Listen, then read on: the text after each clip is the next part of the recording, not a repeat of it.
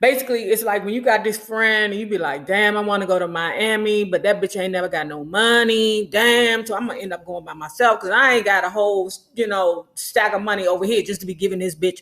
She can't even buy her own fucking food. Slave owner with the whip, putting it right on top of niggas' back. Back then you had to buy your freedom.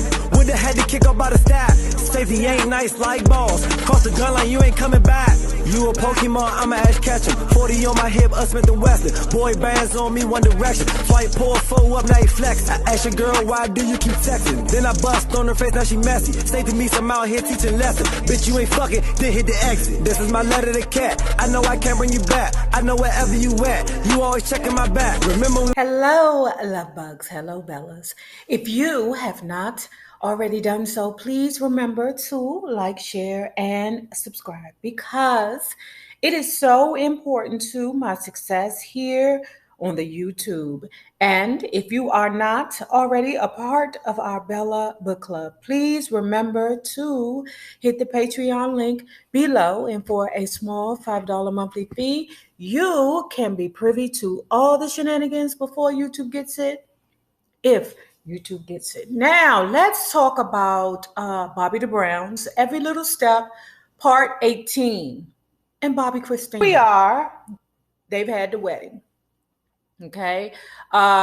Then shortly after the wedding, they MCA contacted Bobbi Brown to say, nigga, we need another banger. Okay. And although Simply Bobbi was not as much of a banger as Don't Be Cruel, it banged a night.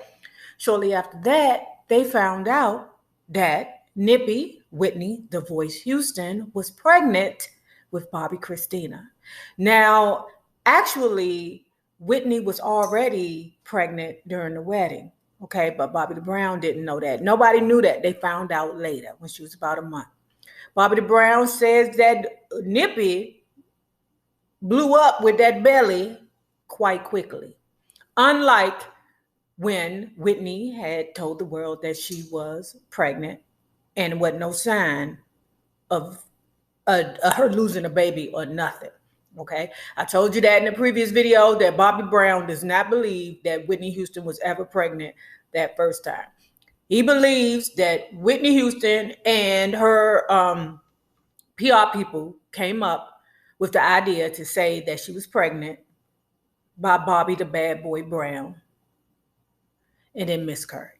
Okay. But when it comes down to Bobbi Kristina, there was no doubt. So what Bobbi Brown said in regards to the pregnancy was that when Whitney was carrying Chrissy, it was smooth for the most part. The only thing that they had to worry about was was there enough pork and beans and hot dogs in the house. It's just strange to me how babies tell you what you gonna eat. That's crazy to me. Like if you ain't never ate hot dog, like, oh no, God, I would never eat a goddamn hot dog. And then that's when you know you pregnant and your baby like tugging on your hunger pains, like, girl, we need some hot dogs down here or some glizzies, because that's what they call them back home, glizzies. Okay, girl, we need some glizzies down here fast. So when Bobbi Kristina entered the household, Bobbi Brown said that it was all sugar, spice, and everything nice. Okay. At first, Bobbi and Whitney, when they was just a duet, they would sit on the bed and crack on people. Okay. And you know how sometimes you be like, look at him. He corny. I believe that wholeheartedly. They look like a very, very, very fun couple, or they looked like a very fun. So let me say this, okay, before we move on, right? At first, I really did have judgment towards Bobbi the Brown for having so many kids, okay? Well, how many do you got? Well, he had the first batch, and then now he's working on the second batch with his wife, okay? But let me say this. Corinne Steffens, that huzzy, okay, said that Bobbi Brown is great with children. Okay.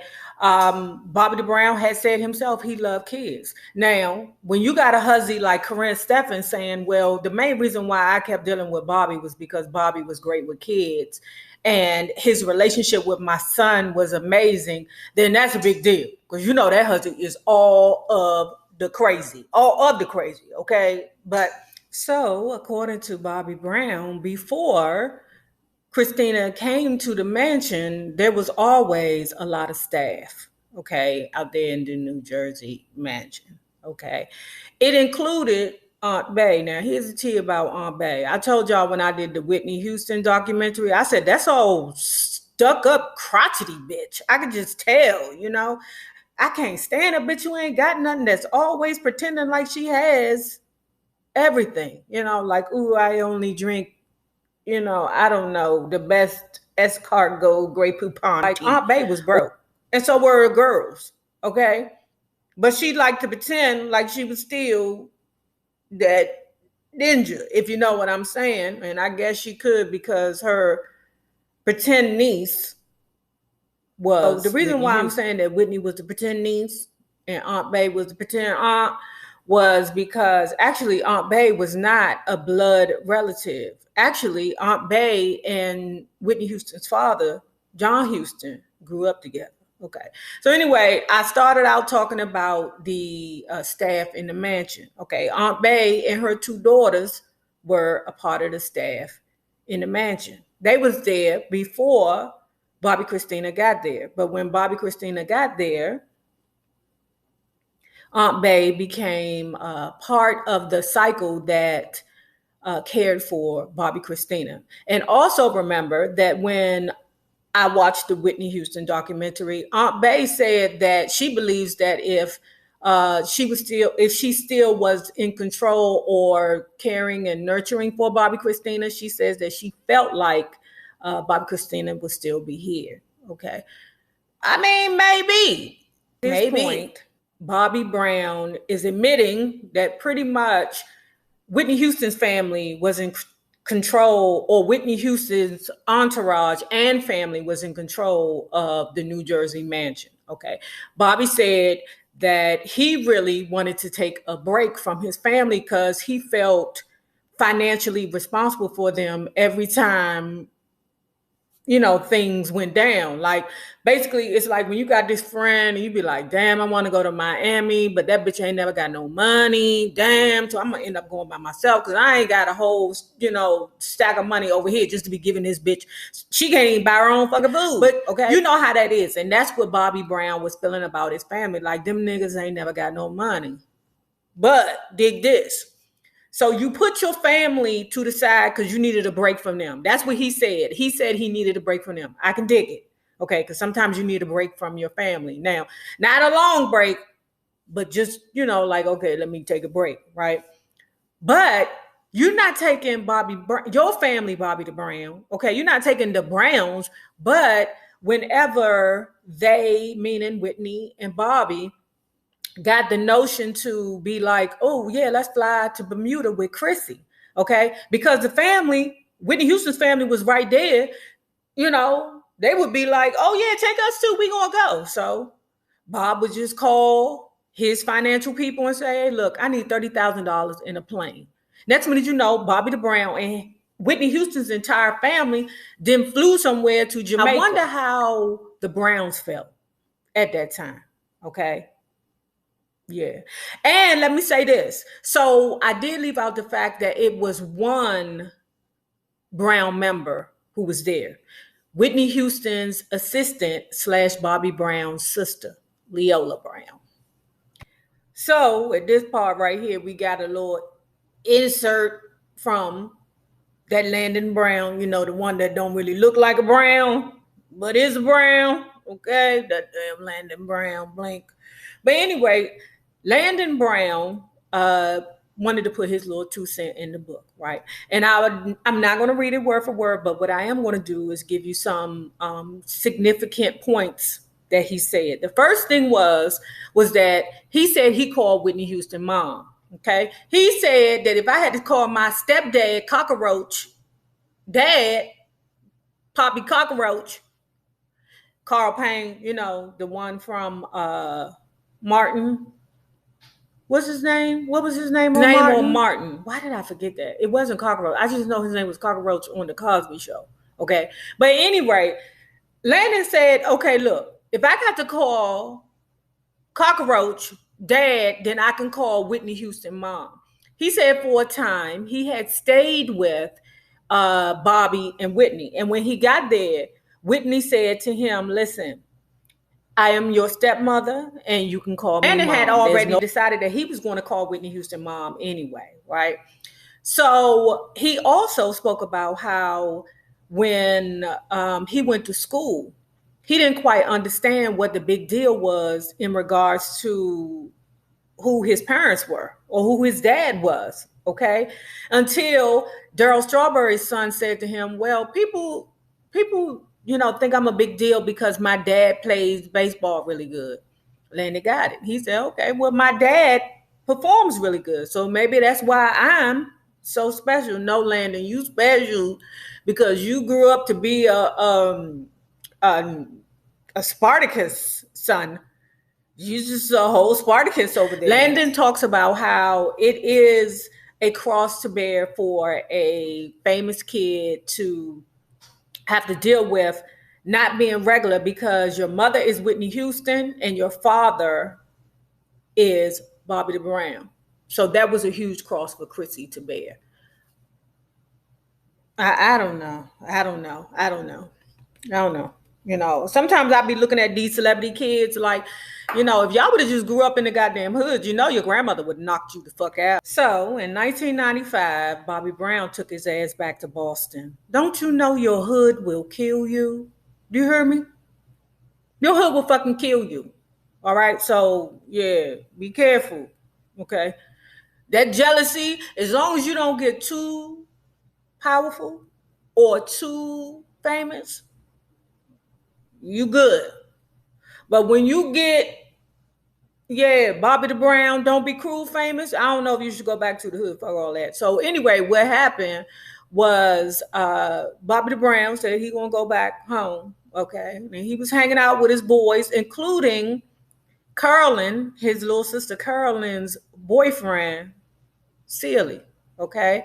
Now, Bobby the Brown heard that the people in Orchard Park was beefing with each other. I can get it because I hate when Uptown beefs with each other. It doesn't, I don't know if they had, but it was a big beef between Morton Street and Kennedy Street back in the day. Okay, but anyway, he came up with the idea to come up with some kind of summit, okay, to get these two together. Answer, no, that's not going to happen. You ain't going to get these two rival gangs or crews or whatever that is to come together just because you Bobby the Brown. So anyway, they went to a club they went to previously. They had some problems there, okay?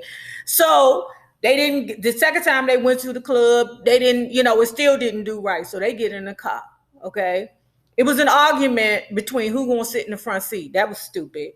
That's very stupid. You're a grown-ass man. Well, Bobby the Brown was 26 at the time. But anyway, you're a grown-ass man, and you care about who get in the front or the back. So anyway, one of the dudes that was with Bobby Brown handed him a pistol just in case some shit pop off or some shit popped up. Okay. Now, his friend ended up dying. His little sister Carolyn's boyfriend. Okay. He ended up getting shot but grazed. Okay. But he lived on to see the next day. All right. He said he had good intentions on everything. No, stay the fuck out of that stuff. You Bobby the Brown, you a bad boy. Ain't nobody gonna pay attention to you, Bobby the Brown, because you is the bad boy. How the hell the bad boy gonna tell everybody else in Orchard Park not to be bad boys? Answer, no. The New Edition, as usual, was saying, nigga, we need money. Because they can't get money no other way but on tour. Poor man. Oh my God. I just feel so bad for New Edition. They will never, ever come up. Not in regards to the New Edition. Okay. But anyway, they done came up with, listen, let's get this money. It's 1995. We want to do another album. And Bobby the Brown, we need you to come on board. Okay. Now, Bobby the Brown, his mind like, okay, I've been chilling for 2 years, being just a father and a husband. So maybe it's time for me to get back out there.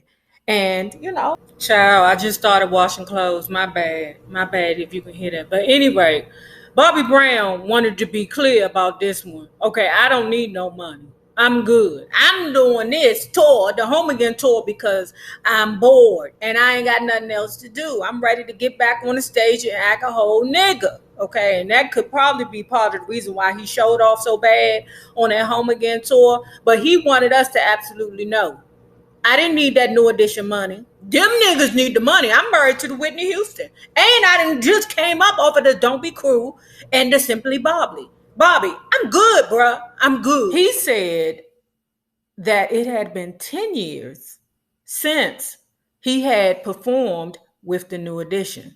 Now he's still at this point in his feelings because he like, how the hell y'all gonna convince the people, or how the hell you allow the people to convince y'all to get rid of the founding member of the group? How's that gonna work? But nonetheless, we know that Home Again happened. Now, if you have not already done so, please remember to like, share, and subscribe because it is so important to our success here on the YouTube. Now, remember this: the same people that you meet on the way up are always going to be the same people you meet on the way down. Naysayers, my patron loves you, babies. Better have a good one. Peace.